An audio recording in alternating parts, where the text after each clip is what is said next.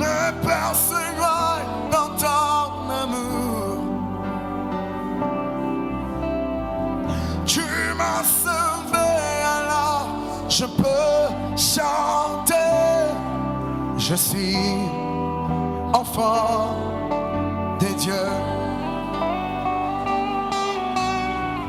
Tu m'as sauvé, la mer, je peux la traverser. Me persévère dans ton amour. Tu m'as sauvé, alors je peux chanter.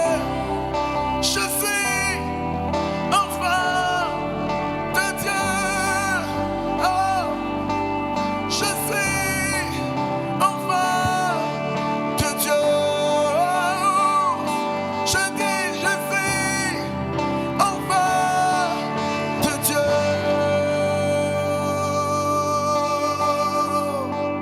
Alléluia.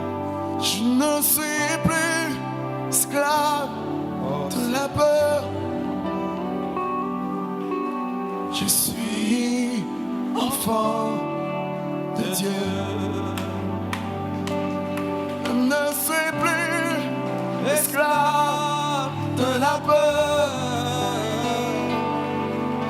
Je suis enfant de Dieu.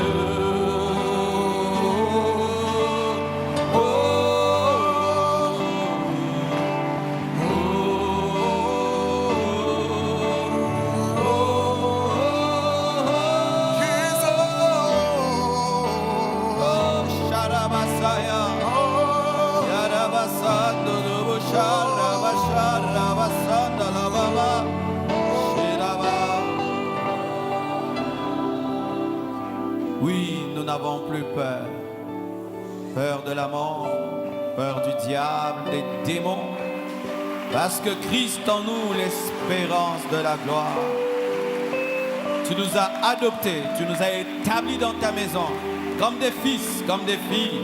Nous avons part à l'héritage des saints dans la lumière, et l'éternité est notre destinée. Oh, sois loué Jésus-Christ de Nazareth, le roi des rois, le Seigneur des seigneurs, le Dieu vivant, le Dieu parfait. Nul n'est comme toi au ciel et sur la terre, et tu as reçu le nom qui est élevé au-dessus de tout autre nom. En ton nom tout genou fléchit, et toute langue confesse que tu es Seigneur, Seigneur, Seigneur, Seigneur, à la gloire de Dieu le Père. Parle-nous, Père, oins-nous, Père, parle par ton esprit, aide-nous à communiquer les mystères de la connaissance. Ouvre nos esprits pour capter ta parole et comprendre les Écritures, que ton peuple soit révolutionné par la connaissance et puisse aller opérer dans le surnaturel par ce que tu vas déposer en lui. Au nom de Jésus-Christ, nous avons ainsi prié. Amen. Gloire au Seigneur. Alléluia. Est-ce qu'il y a un enfant de Dieu ici? Salue ton voisin, ta voisine. Alléluia. Que Dieu bénisse chacun de vous ce matin. Pendant maintenant, ça c'est le quantième matin? 20e? 20? Pendant 20 matins, nous nous réveillons à 4 heures, 5 heures, venant dans la présence de Dieu sans nous lasser. Que Dieu vous bénisse abondamment pour votre persévérance. Amen. Je suis dans la joie de voir dans nos murs aujourd'hui un pasteur, c'est le pasteur Soro qui est là. Il vient du Gabon spécialement pour participer aux 30 matins. Est-ce qu'on peut acclamer le Seigneur? Amen. C'est un privilège de voir de telles personnes se déplacer. Ça prouve que Dieu est en train de faire quelque chose à la compassion. Amen. Ce matin, je vais m'entretenir avec vous sur Jésus-Christ. Ces derniers temps, je vais m'efforcer de parler que de mon maître. Amen. De parler de Jésus, de Jésus, de Jésus et de Jésus. Vous savez, quand j'ai relu ma Bible, je me suis rendu compte de 2 ou 3 choses. Premièrement, toute la Bible ne tourne qu'autour d'une personne, Jésus-Christ, et on ne peut pas prêcher la Bible sans tourner autour de Jésus. De 2, toute la Bible tourne autour de l'amour. On ne peut pas prêcher la Bible sans parler d'amour et sans pousser l'homme à l'amour.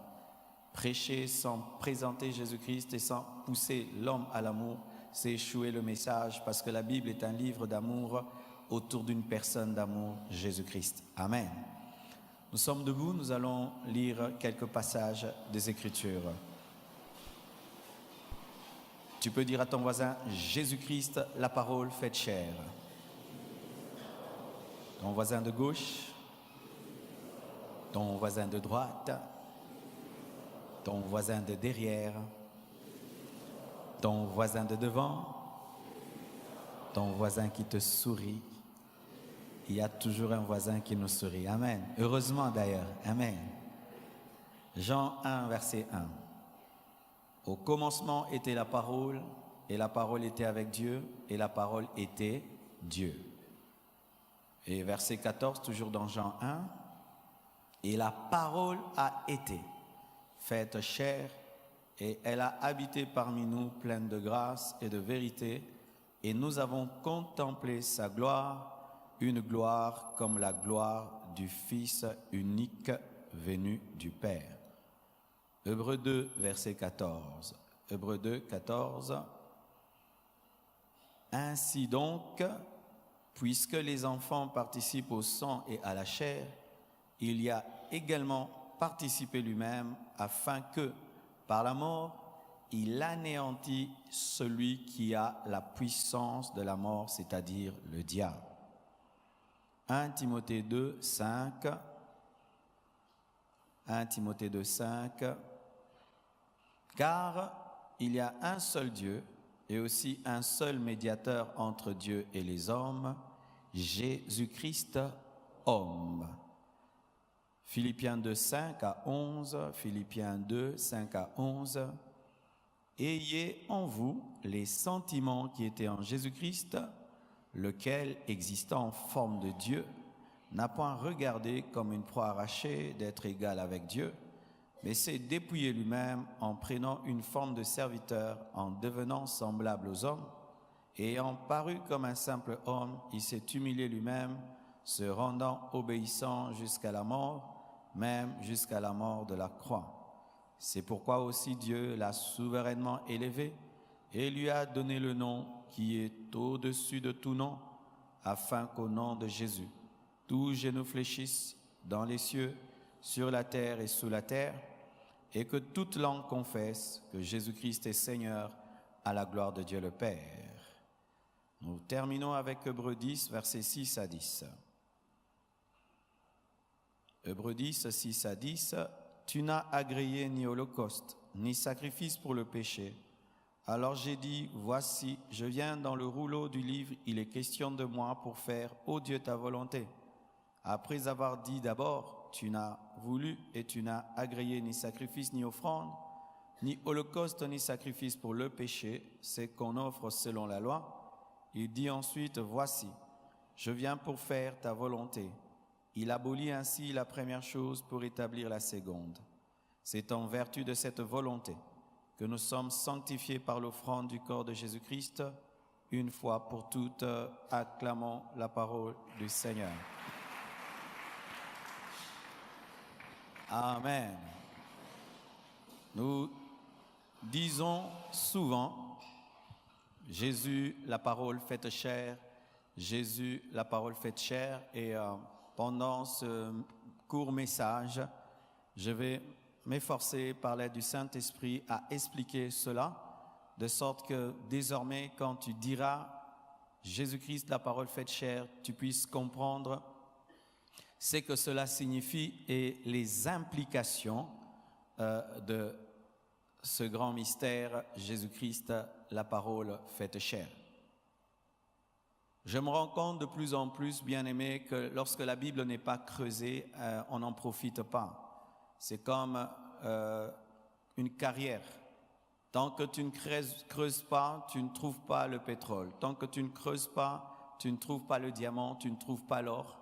et tu peux marcher et être pauvre pendant des années, alors qu'à 2 mètres sous toi, il y a une richesse qui peut transformer toute ta vie.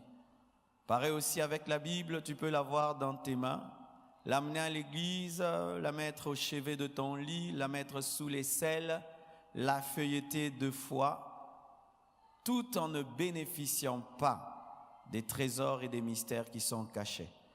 Chaque fois que vous lirez la Bible, priez, dites à Dieu, ouvre mon esprit pour que je comprenne les Écritures. Les disciples d'Emmaüs marchaient avec Jésus-Christ et parlaient avec lui, et ils ne pouvaient voir que c'était Christ jusqu'à ce qu'ils ouvrent leurs esprits et qu'ils se rendent compte que c'était Rabbi, c'était le Maître qui marchait avec eux. Je prie que tu comprennes davantage le Jésus-Christ que tu connais, que tu finisses par connaître ce que tu connais, parce qu'il faut connaître ce que tu connais, le connaître en profondeur. C'est là même que les disciples marchaient avec Jésus-Christ et la Bible dit ils ont cru en lui davantage. C'est-à-dire qu'il y a des niveaux de foi, des niveaux de révélation. Amen. C'est pourquoi ne vous approchez jamais de la parole comme par habitude et n'écoutez jamais la Bible comme si c'était un discours d'un grand orateur. Non, c'est la parole de Dieu. Amen. Alors déjà, j'aimerais vous affirmer et vous dire quelque chose de merveilleux. Jésus-Christ est le seul bébé qui a choisi sa mère et qui a choisi son nom et le lieu de naissance. Alléluia. Tous les bébés sont moins âgés que leur maman, mais Jésus-Christ est le seul bébé qui était plus âgé que Marie. Amen. Tous les bébés subissent le nom que les parents décident de leur donner, Miradi, Dieu merci et tout le reste. Mais Jésus est le seul bébé qui a envoyé son serviteur, Gabriel, dire à sa servante Marie que moi, ton maître, quand j'entrerai dans ton ventre, tu ne me donnes pas le nom de ton père, de ta mère, tu me donnes le nom que j'ai choisi, tu m'appelleras Jésus. Jésus est le seul bébé qui a choisi le lieu de sa naissance, qui n'a pas dit oh, maman décide Ngaliema, maman décide de l'amener à Moncolé. Il a décidé de naître dans une crèche car il avait envoyé sa création, l'étoile, diriger ses parents afin qu'il puisse naître là où il veut, parce qu'il devait être une prophétie par sa naissance qu'il allait finir comme un sacrifice. Ainsi, il devait naître parmi des animaux qui devaient être sacrifiés pour prophétiser déjà par sa naissance qu'il serait un sacrifice, qu'il était né pour mourir. Alléluia. Déjà par sa naissance, Jésus-Christ est extraordinaire car c'est le seul bébé qui n'avait pas le sang de sa mère. Amen. Oui, j'aimerais vous dire que Jésus-Christ n'avait pas le sang de Marie. Il n'était pas non plus la combinaison du sang de Joseph et de Marie. Jésus-Christ était placé dans le ventre de Marie sans être touché, atteint par le sang de sa mère. Et même s'il pouvait se nourrir par son cordon ombilical, il n'était pas infecté par son sang car il avait un sang divin. Je suis en train de dire des choses absurdes. Je suis en train de dire des choses irrationnelles. Je suis en train de dire des folies. Amen. Tout ce que je dis là, ce sont des folies. Oui, ce sont des folies car la prédication est une folie. Lorsque la prédication est rationnelle, ce n'est plus prêcher. Amen. Prêcher, c'est dire des folies. C'est annoncer aux hommes qui seront enlevés. Folie. C'est annoncer aux hommes qui doivent croire en quelqu'un qu'ils n'ont jamais vu. Folie. Annoncer aux hommes que bientôt, très bientôt, quelqu'un que tu n'as jamais vu reviendra. Folie. Dire aux hommes que tous leurs péchés sont pardonnés par un sacrifice qu'ils n'ont jamais vu. Folie. C'est pourquoi soyez des fous dans la présence de Dieu où tu danses pour un Dieu que tu ne vois pas. Tu pleures devant un Dieu que tu ne vois pas. Tu aimes Dieu que tu n'as jamais vu. Tu abandonnes tout pour quelqu'un que tu n'as jamais vu alors que tu es incapable de suivre des choses des gens que tu as vus. Oh, est-ce que je peux être fou ce matin? Je peux être fou ce matin. Donnez-moi la permission d'être fou ce matin. Bien-aimé, quand on dit que la parole est faite chair, retenez frère que la parole est Dieu. Ça veut dire que Dieu est devenu chair. Amen. Jésus, la parole faite chair, c'est Dieu qui devient chair. Ça veut dire que Dieu devient chair pour que la chair devienne Dieu. Si la parole est devenue chair, donc l'homme peut devenir Dieu, car la parole c'est Dieu. Ainsi, frère, en croyant en Jésus-Christ, tu as la capacité d'être comme Dieu. Amen. Hein? D'être comme Dieu, de guérir les malades comme Dieu, de chasser les démons comme Dieu, de purifier les lépreux comme Dieu, de ressusciter les morts comme Dieu, de parler et ça arrive comme Dieu, de déclarer et les choses arrivent. Pourquoi? La parole est devenue homme pour que les hommes soient comme Dieu. La parole faite chair te rend participant à la nature divine, ce qui fait que lorsque tu crois en Jésus-Christ, tu entres automatiquement dans la nature divine parce qu'il était participant à la nature humaine, afin que les hommes aussi goûtent à la nature divine. Alléluia, alléluia. Alors que je prêche ici, je suis conscient de deux choses. Je suis un homme, mais aussi je suis un participant à la nature divine. Ainsi, Dieu peut parler, il te bénit. Et moi aussi, je peux parler, je dis, sois béni et tu es béni. Est-ce que vous croyez cela? Alléluia. La parole faite chair, c'est l'immatériel qui devient matériel pour que le matériel devienne immatériel. C'est pourquoi je peux disparaître. Donne-moi la main, je peux te parler. Oui, lorsque tu crois en ce qui n'était pas vu, qui est vu, toi aussi qui es vu, tu peux être non vu. Ainsi, quelqu'un peut t'attaquer par la sorcellerie, il arrive chez toi, il ne te voit pas. Pourquoi? Tu as reçu la parole invisible qui devient visible pour que toi tu deviennes invisible. Attaque-moi la nuit, tu vas chercher mon adresse, tu ne trouveras pas. Tu chercheras mon lit, tu ne trouveras pas. Pourquoi? L'invisible est devenu visible pour que moi qui suis visible, je puisse devenir invisible. C'est pourquoi la fin de ta vie sur la terre se fera par la disparition appelée l'enlèvement, car nous avons reçu une parole qui est devenue chair pour que la chair devienne invisible comme la parole. Ce qui fait que l'enlèvement n'est pas une disparition, car ce n'est pas parce que nous ne voyons pas l'air que l'air a disparu, et ce n'est pas parce que tu disparaîtras que tu ne seras pas. Tu iras dans les noces de l'agneau, tu iras dans la nouvelle Jérusalem céleste. J'annonce ta disparition. J'annonce ton enlèvement. Je dis j'annonce ta disparition. La Bible me dit qu'Enoch, avant le temps de la grâce, marcha avec le Dieu invisible, et tellement qu'il avait côtoyé l'invisible, il a fini par disparaître. Si un homme qui a existé avant la croix, avant l'effusion de l'esprit, a pu disparaître à cause de sa communion avec l'invisible, à combien plus forte raison l'Église tout entière disparaîtra. En soi, au travers d'Enoch, Dieu est en train de s'exercer à enlever les gens. De la même manière que les gens avant de se battre essaient avec 50 kilos pour donner des coups. Il a enlevé Enoch, il a enlevé Élie, afin de dire qu'il va enlever l'église, car Élie et Enoch étaient des préfigurations de l'enlèvement. Si ce qui ne se voit pas a été vu, ce qui est vu ne sera plus. La parole faite chair veut dire encore ceci, que ce qui est grand est devenu petit pour que ce qui est petit devienne grand. C'est pourquoi je t'annonce, chrétien, tu es condamné à être grand, car la grandeur s'est dépouillée et limitée afin de te prendre et de t'élever.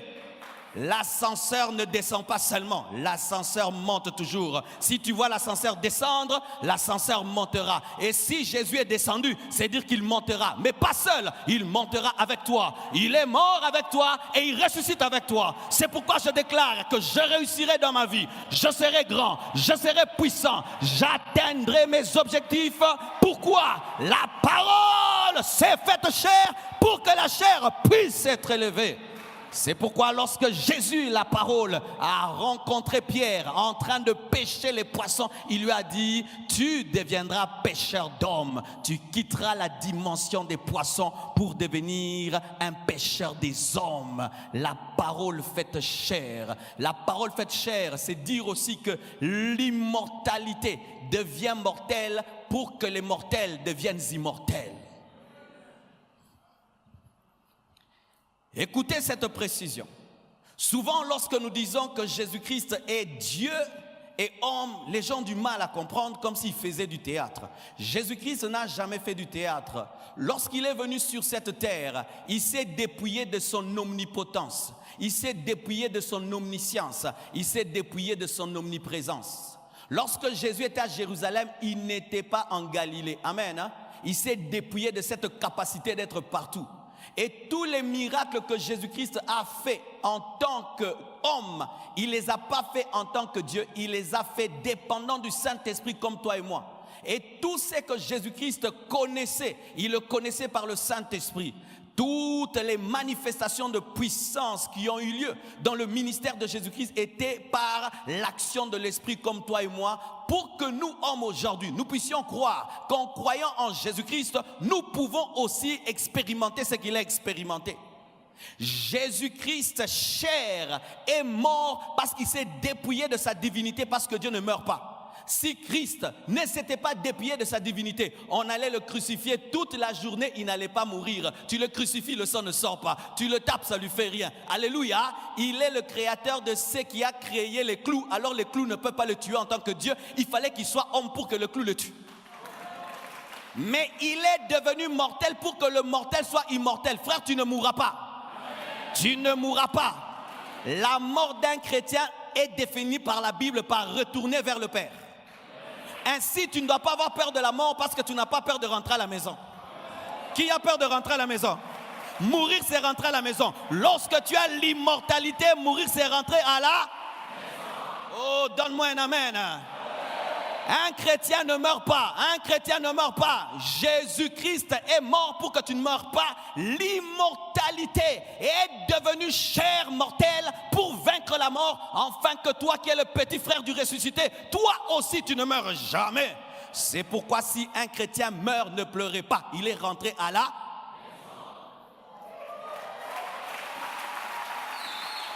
Alléluia. Parole faite chair veut dire encore se rendre pauvre pour que les pauvres deviennent riches. Bien-aimé, tu n'as pas besoin d'être fils de riche pour être riche quand tu as Jésus. Tu n'as même pas besoin de relation. Oh, donne-moi l'amen. Tu as déjà une relation. Jésus-Christ s'est rendu pauvre pour t'enrichir. Jésus marchait à pied pour t'enrichir. Jésus-Christ demandait une barque pour t'enrichir. Jésus-Christ dormait dehors pour t'enrichir. C'est pourquoi, frères et sœurs, quel que soit l'état économique du Congo, je serai riche.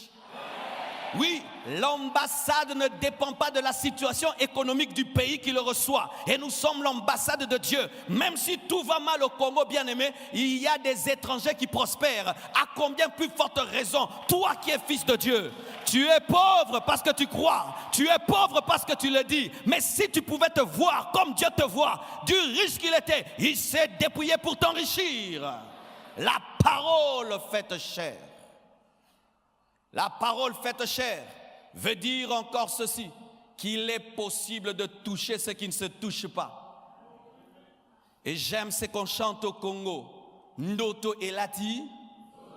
Tout ce que Dieu t'a promis, Dieu l'accomplira. Et tu finiras par le toucher. Tu finiras par le palper. Je dis tu finiras par le toucher. Marie avait entendu la parole, qu'elle allait engendrer Dieu, jusqu'à ce qu'elle a touché la parole. Elle a commencé à allaiter la parole, mettre les couches à la parole. Tu mettras des couches à la promesse. Tu nourriras la promesse.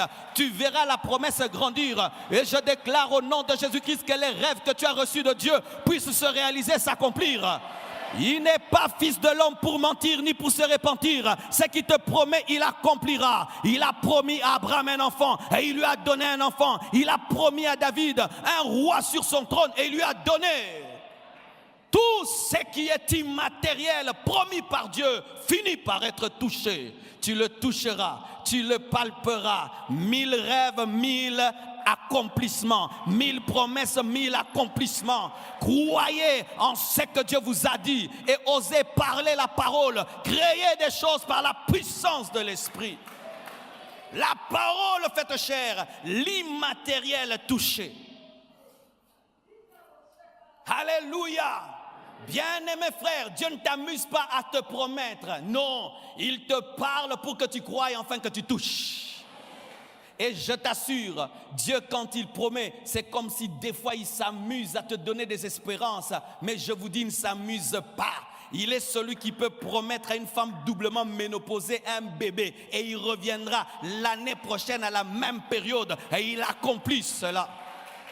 Je me souviens dans ma jeunesse, des prophètes me disaient des choses. Imagine que tu habites chez vous à Sansikini, dans une petite chambre, dans un lit en étage. Ton petit frère dort en haut et toi en bas. Et on te dit, Dieu me montre que tu iras dans le monde entier. Tu ne connais même pas où se trouve l'ambassade. Tu n'as même pas un passeport. Tu n'es même jamais allé à Brazzaville ni à Matadi.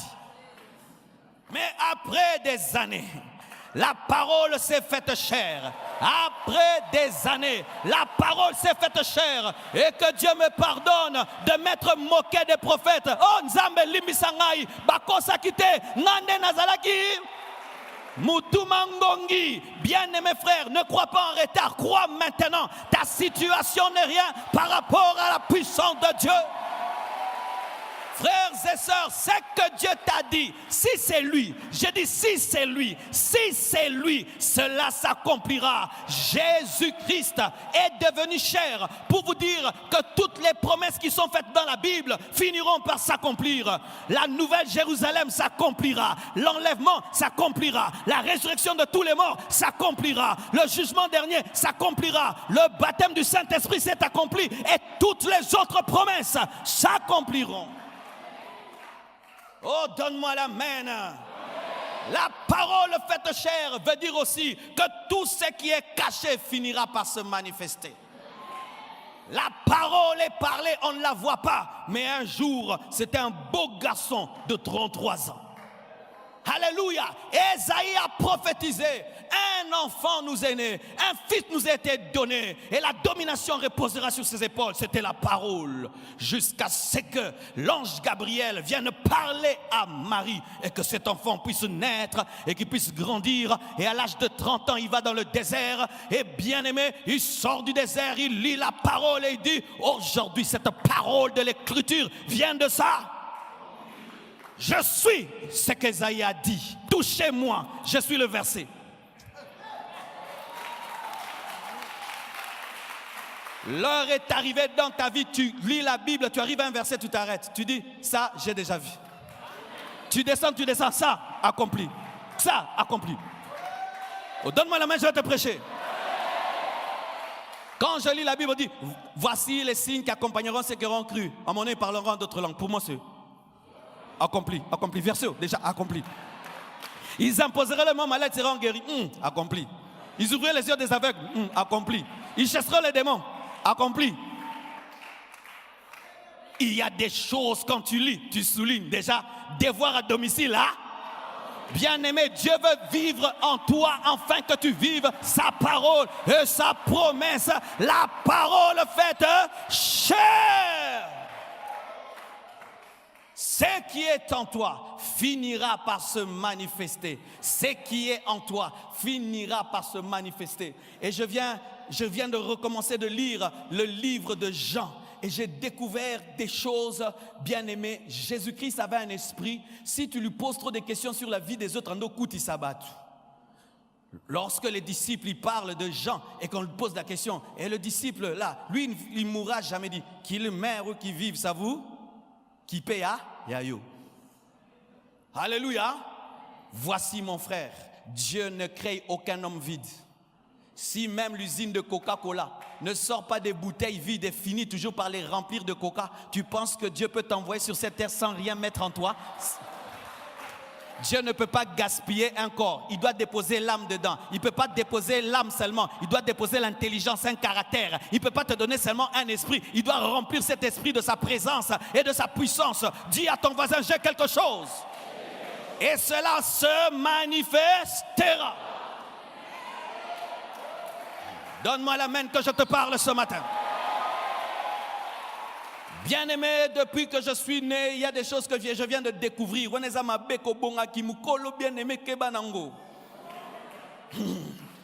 Je viens d'aller au zoo, à l'âge que j'ai. Et je suis allé au zoo. Bien-aimé frère, la première fois de ma vie de voir un lion en face. Donc, tu sais qu'il est en cage, mais tu veux fuir. Tu sais qu'il ne peut pas te manger, mais quelle présence! Non, le lion, c'est un lion, hein, Ndeko? Non, lion a un charisme. Tu vois le lion. Et tout le monde est autour du lion. On les regarde de loin. Des fois même, il faut le regarder par des jumelles. Et vous êtes là, et vous pensez que quand tu as vu le lion, le reste n'est rien. Tu cesses de regarder le lion. Tu regardes l'hippopotame. Yoka hippopotame. Yoka hippopotame. Et des gens aussi autour de l'hippopotame. Tu finis de regarder l'hippopotame. Tu vois le zèbre. Quelle classe! Comme si on l'a dessiné. Comme si on l'a peint. Non, Dieu, il faut le laisser. Et l'okapi. Je voyais l'okapi seulement sur les billets. Et j'ai vu l'okapi. Bien-aimé frère, quel animal! Quelle perfection! Tu sens que c'est un artiste qui l'a créé. Et quand j'ai vu la girafe, je n'ai jamais vu un animal aussi fier que la girafe. Aodinga.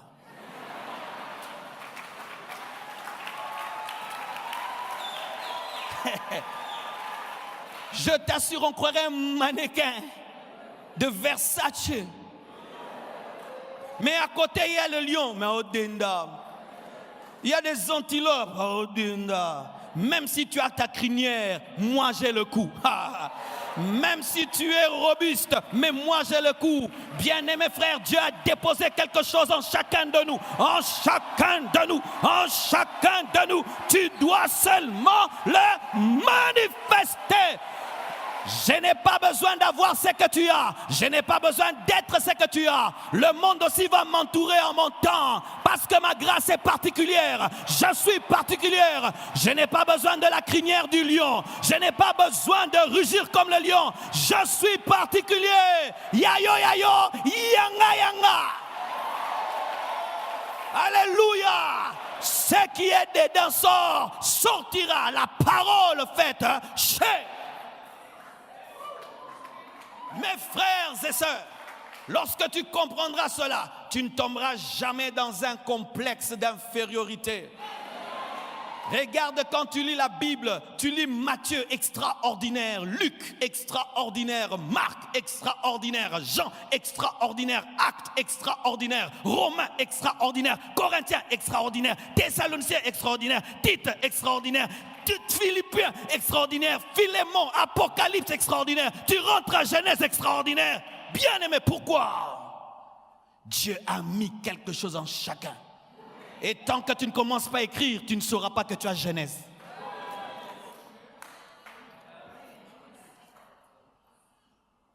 Lorsque Dieu a voulu sauver le monde et qu'il a regardé autour de lui, il devait sauver le monde de manière parfaite. Fatigué qui est des sacrifices et des sacrifices.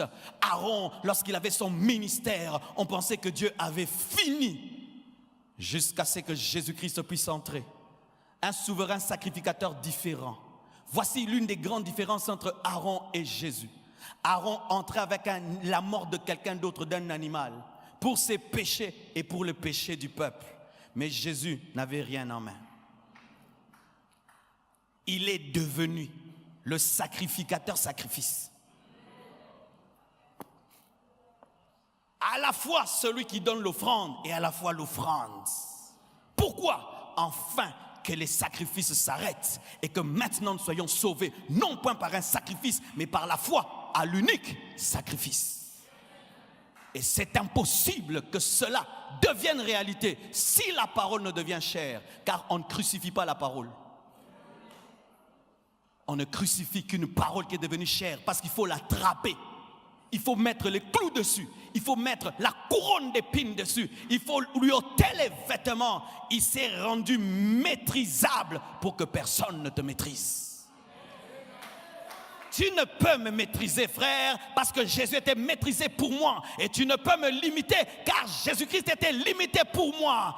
Tout cela, il a fait pour toi. Chaque fois que vous direz « parole faite chair », pensez à tout ceci. J'aimerais terminer, mes frères et sœurs. Parole faite chair. C'est Dieu qui devient homme pour que les hommes deviennent Dieu.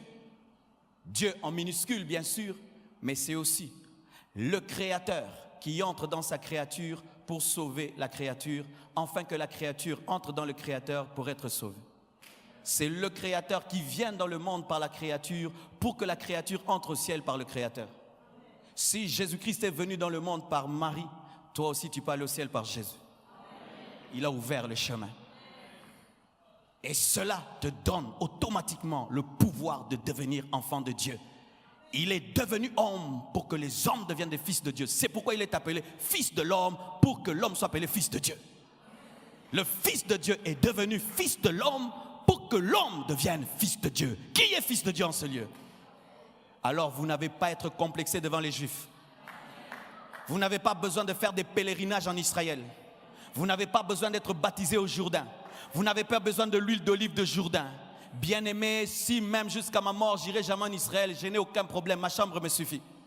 Et je n'ai pas besoin d'aller devant un mur de lamentation pour prier, je suis fils de Dieu. Et je n'ai aucun complexe devant un juif, ce n'est pas que Dieu écoute le juif plus que moi. Je suis fils de Dieu, comme lui, amen. Et d'ailleurs, si le juif ne croit pas en Jésus-Christ, je suis supérieur à lui, alléluia.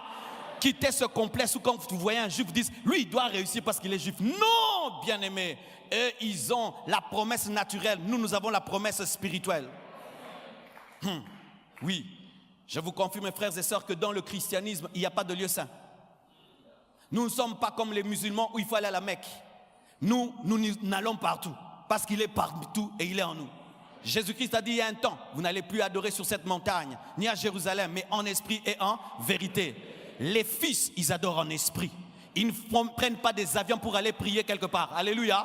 Tu peux aller pour être édifié, mais Dieu est partout où tu es. Alléluia. Frères et sœurs, j'aimerais vous affirmer ceci, que lorsque Dieu vous appelle fils, c'est au même niveau que Jésus.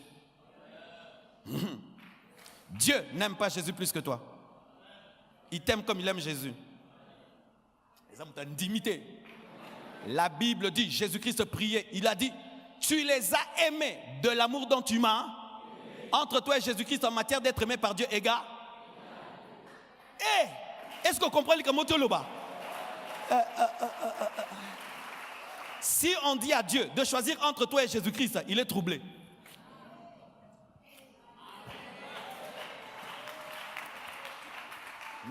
Oh mon Dieu, en soi, le français est petit pour dire ce que je veux dire.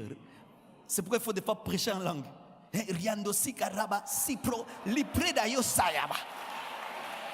Non.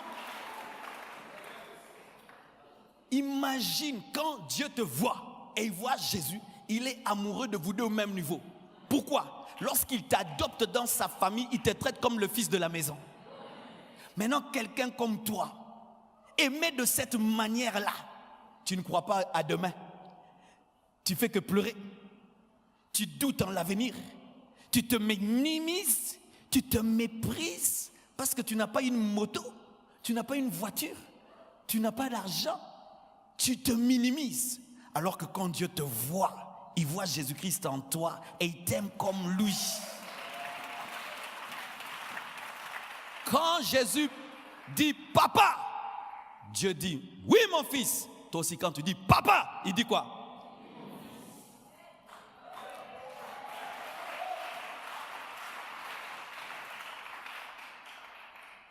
La parole est devenue chair pour que la chair vive la parole. S'il a pu vivre notre vie, nous pouvons vivre sa vie. Que Dieu vous bénisse abondamment. Oh, gloire à Dieu. Oh, acclamons Jésus-Christ de Nazareth.